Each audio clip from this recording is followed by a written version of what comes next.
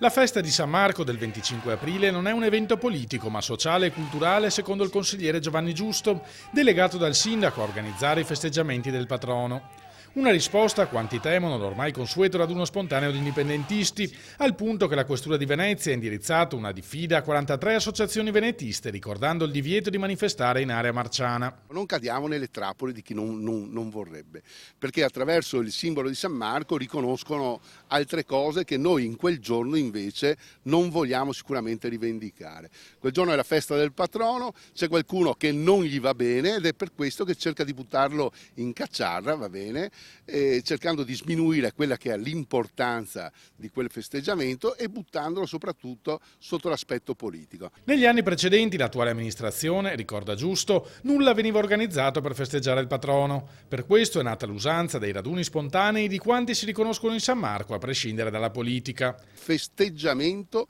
che coinvolge tutti coloro che in San Marco si ritrovano, e per fatto culturale, per fatto storico e anche religioso. Quindi trasversalmente chiunque si riconosce può liberamente venire in piazza San Marco e festeggiare con noi il nostro finalmente santo patrono recuperato. Contro il divieto della questura interviene anche l'avvocato Alessio Morosin, storica voce dell'indipendentismo veneto.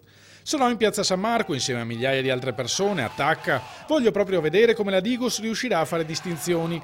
Questo divieto è un'indagine del pensiero e un atto di prepotenza da parte di uno Stato che a quanto pare non ha di meglio da fare. Alla festa del patrono andrei comunque, anche se non fossi un indipendentista.